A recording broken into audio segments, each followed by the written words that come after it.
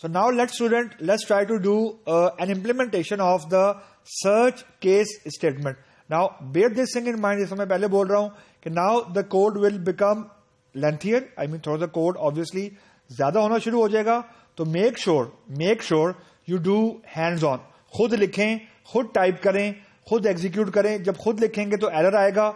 जब एरर आएगा उसको आप डिबग करेंगे तो वो डिबगिंग से आपका फियर खत्म होगा. There is no shortcut of removing the fear of error. और जब तक ये फियर नहीं निकलेगा, बिलीव मी, आप प्रोग्रामिंग नहीं कर सकते. इट डजंट मैटर कि आप कौन सी प्रोग्रामिंग लैंग्वेज में कर रहे हैं. बेसिक प्रोग्रामिंग का फियर आप लोगों ने खत्म करना है, और उसको खत्म करने का सिर्फ एक एस्टैब्लिश तरीका है कि डू मोर वर्क. प्रैक्टिस करें. एरर आता है, try to fix it out. So now let us try to do an example. Just look at the screen. वही मैंने जो प्रीवियस वाला चार्ट है उसको मैंने थोड़ा सा एक्सटेंड कर दिया. अब मैंने ये कहा कि अगर एम्प्लॉय की सैलरी बिटवीन 10,000 एंड 15,000 है यूएसडी, तो मैसेज आ जाए excellent.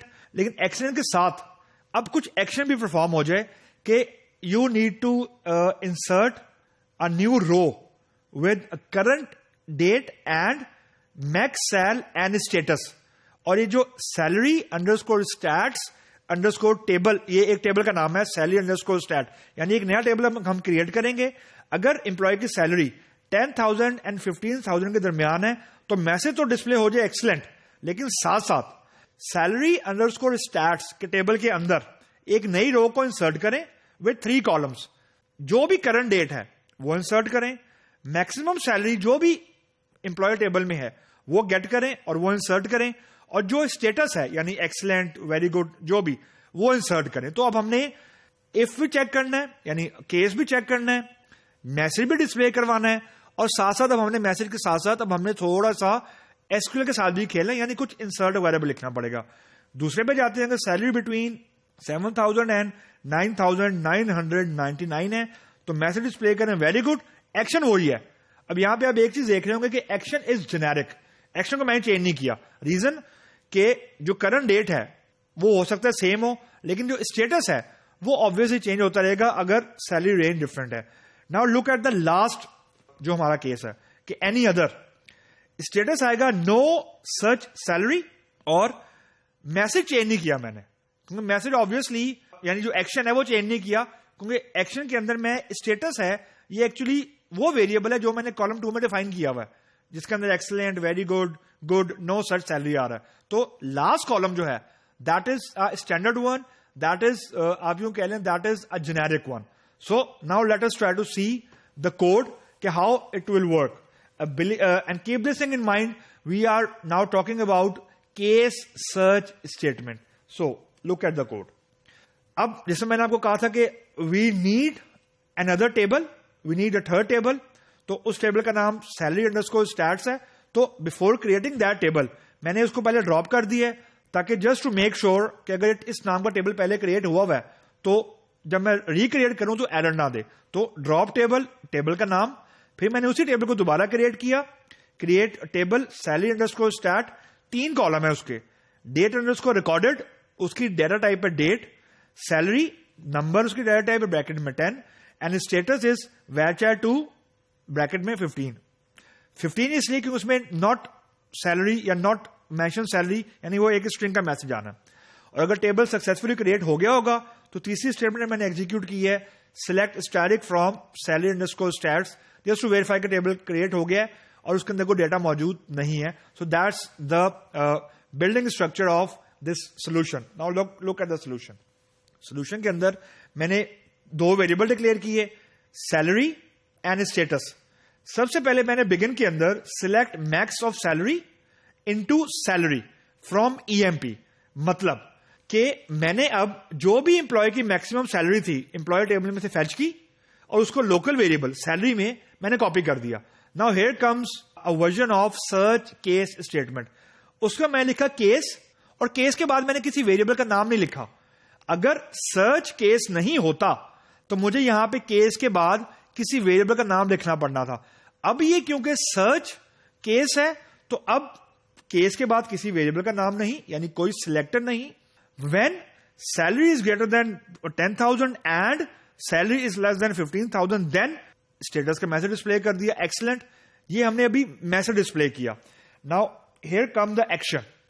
Insert into salary underscore stat values sys date, यानी जो भी आज की डेट है, फॉर एग्जांपल 30 मार्च है, आज की डेट गेट होगी. सैलरी, मैक्सिमम सैलरी हम सैलरी के जो कॉलम है या जो वेरिएबल है उसमें कॉपी कर चुके हैं, उसमें रिट्रीव कर चुके हुए हैं, और जो स्टेटस है वो भी मैंने अभी चेंज किया पीछे एक्सीलेंट का. तो this query will remain generic. Semicolon, फिर मैसेज डिस्प्ले हो गया, स्टेटस यानी एक्सीलेंट, एंड रो इंसर्टेड यानी सक्सेसफुली रो इंसर्ट हो गई है. अगर ये केस मैच नहीं होता, ये सर्च केस मैच नहीं होता, control will be pass to second search case जिसमें लिखा है when salary is greater than 7,000 and less than 10,000 then status is very good, insert into salary underscore stats value. ये वही स्टेटमेंट है. फर्क सिर्फ ये है, अगर आप ये देखें कि स्टेटस की वैल्यू चेंज हो रही है. Now this is generic. अगर मैंने इसको स्टेटस के वेरिएबल को यूज नहीं किया होता तो मुझे हर इंसर्ट स्टेटमेंट में जाके तीसरे कॉलम की वैल्यू चेंज करनी पड़नी थी. तो this is what we called a generic programming, यानी हार्ड कोड नहीं करते. स्टेटस का वेरिएबल डिक्लेयर कर दिया, उसको मैं यूज कर रहा हूं. तो स्टेटस की वैल्यू हर इंसर्ट में चेंज होगी जहां पे कंट्रोल आएगा. Now the third one, when salary is greater than 4,000 and salary is less than 7,000 then status good, और फिर उसके बाद इंसर्ट हो गया and so on. Now else portion. Else portion के ऊपर से कोई भी मैच नहीं हुआ, status is not in range, इसलिए मैंने इसको 15 डिक्लेयर किया था कि मैसेज थोड़ा लेंथी था. इंसर्ट की स्टेटमेंट वही है. रीजन, स्टेटस जो है वो ऑटोमेटिकली रन टाइम के ऊपर प्रेक हो रहा है क्योंकि मैंने इसको हार्ड कोड नहीं किया हुआ. तो try not to do hard code. It is consider to be a very bad programming practice कि आप किसी वेरिएबल की वैल्यू को हार्ड कोड कर दें. हार्ड कोड ये होती है कि आपने स्टेटस का वेरिएबल यूज नहीं किया, आप इंसर्ट स्टेटमेंट में जाके चेंज कर रहे हैं सेमीकोलन सिंगल कोट लगा के स्टेटस की जगह not in range for example. So this is not consider to be a good programming practice. उसके बाद मैसेज आ गया स्टेटस का एंड रो इंसर्टेड जो हमारी रिक्वायरमेंट थी, एंड केस, फिर एंड सेमीकोलन.